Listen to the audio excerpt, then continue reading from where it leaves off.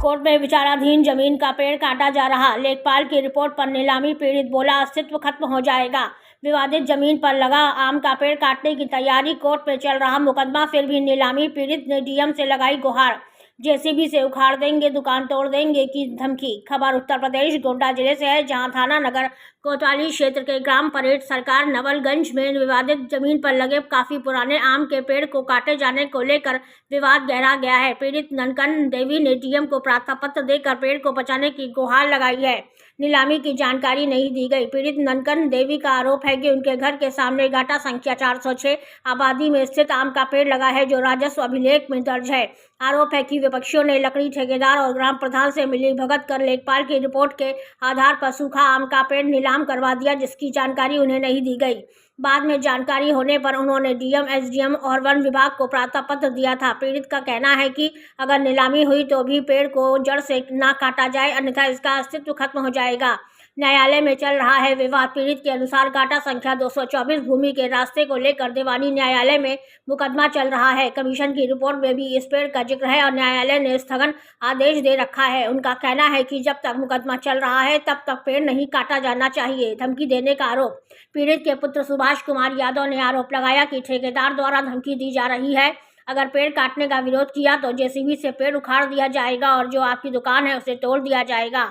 पेड़ के बगल में उनकी सब्जी की दुकान है। पीड़ित ने मांग की है कि यदि पेड़ काटना जरूरी है तो उसे आधे से काट दिया जाए, लेकिन जड़ से ना उखाड़ा जाए, ताकि विवादित स्थल की पहचान बनी रहे। गोंडा से रामनारायण जायसवाल की खास रिपोर्ट। कार्यालय आए हो, क्या मामला है, कहाँ के हो, थोड़ा बताइए। जी, मेरा नाम सुभाष कुमार यादव है। मैं ग्राम नेवलगंज परेड सरकार जनपद गोंडा का निवासी हूँ। मेरे घर के और मकान के सामने एक सूखा आम का पेड़ लगा है। वहाँ पे कुछ व्यक्तियों द्वारा गुप्त तरीके से उसकी नीलामी करा ली गई ग्राम प्रधान की मिलीभगत से। और पीछे जो मेरी ज़मीन है उस पर मुकदमा चल रहा है, स्टे आर्डर भी है। और जो ज़मीन आगे है इस पर भी कमीशन पैमाइश में ये पेड़ लिखा जा चुका है।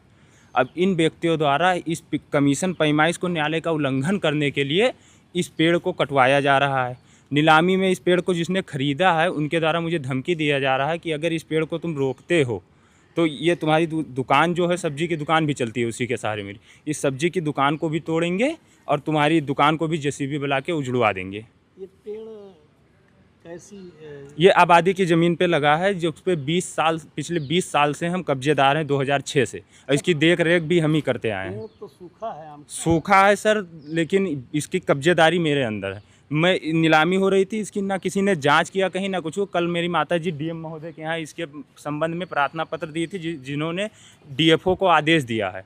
डीएम महोदय ने डीएफओ को आदेश दिया है कि इसकी जांच कराई जाए। अभी तक जांच आख्या नहीं लगी है, लेकिन जिसने सूबेदार सिंह जो इस पेड़ की नीलामी में खरीद रखे हैं वो बार बार धमकी देके जा रहे हैं कि इसको हम कटवाएंगे, आज तो कटवाएंगे। मेरी कहीं कोई नहीं आया था, मौके पे कोई आया ही नहीं था। मेरा मकान भी वहीं पे है, पीछे मेरी नंबर की ज़मीन है, उस पर मुकदमा चल रहा है, सिविल मुकदमा चल रहा है। और स्टे आर्डर भी है पीछे वाली ज़मीन पे। और ये भी जिस पे आम का पेड़ लगा है इस पर भी कमीशन पैमाइश में ये पेड़ दिखाया गया है। ये पेड़ ही सरहद है। मेरे कहने का मतलब है, अगर पेड़ काटना उचित है, अधिकारी के हिसाब से काटना उचित है, तो 6-7 फुट छोड़ के काटा जाए, जड़ से ना काटा जाए, न्यायालय का उल्लंघन ना किया जाए।